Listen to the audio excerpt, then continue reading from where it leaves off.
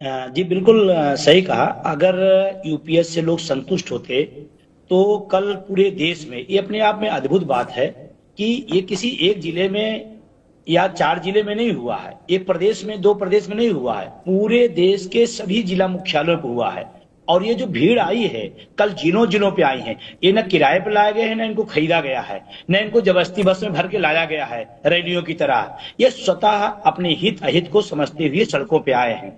अगर इस बात का ये द्योतक है कि ना एनपीएस ना यूपीएस इनको पसंद नहीं है, अब उसके कारण क्या है? पिछले 20 सालों से यही सरकार कह रही थी कि एनपीएस बहुत अच्छी है, बहुत ही शानदार योजना है। फिर अचानक उनने स्वीकार किया तो यूपीएस ला खड़ा कर दिया। इसका मतलब जो बात पिछले कई सालों से कही जा रही थी वो बिल्कुल सही है, वो बिल्कुल सही थी कि एनपीएस ठीक नहीं थी, तभी तो यूपीएस लाई।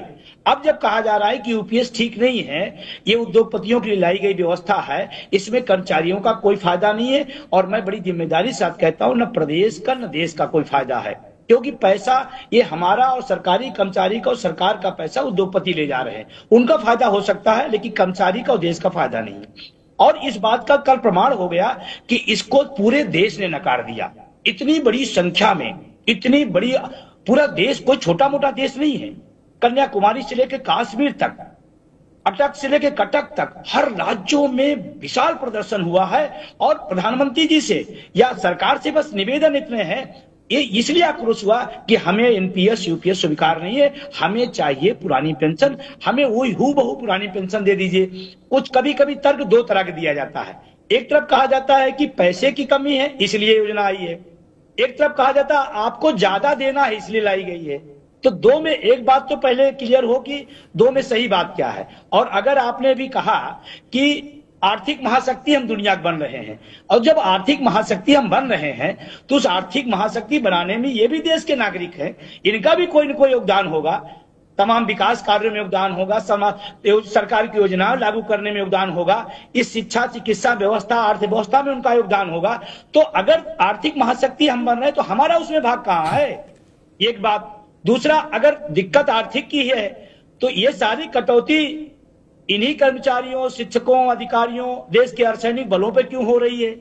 इसी देश में सब हम आप जानते हैं, एक नहीं दो नहीं तीन तीन पेंशन, इसी देश में सुविधाओं का अंबार लगा है, सुविधाओं में कटौती। जिस दौर में कोरोना काल में शिक्षक कर्मचारियों ने इस देश को, समाज को बचाने का काम किया, जिस दौर में अपने परिवार को लोगों ने छोड़ दिया, उस दौर में हमारे डॉक्टर्स और नर्स, राजस्व कर्मचारी काम किए। तब तो बहुत प्यारा लग रहा था सरकारी कर्मचारी, तब तो बड़ी अच्छा लग रहा था, एक भी लोग नहीं निकले थे।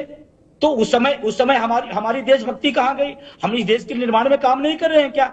अपने लिए आप 2 पेंशन 4 पेंशन लेंगे, सुविधाओं का अंबार लेंगे, और देश का अर्धसैनिक बल बिना पेंशन के रहेगा, ये तो बिल्कुल ठीक नहीं है। और मैं आपको एक चीज और बताना चाहता हूं सर जी, एनपीएस से ज्यादा खतरनाक यूपीएस है। ये लोग एक एक आदमी समझ गया है, क्योंकि एक लाइन दे दी गई कि लास्ट वेतन का 50% का बेसिक का औसत निकाला जाएगा, इसी पर हमारा 10% पैसा, पूरी जिंदगी की हमारी कमाई का 10% सरकार रख लेगी। ऊपर से हमसे कह रहे हैं कि ये योजना बहुत अच्छी है, और इसमें विसंगति है। ठीक है, और अभी रुकना होगा विजय।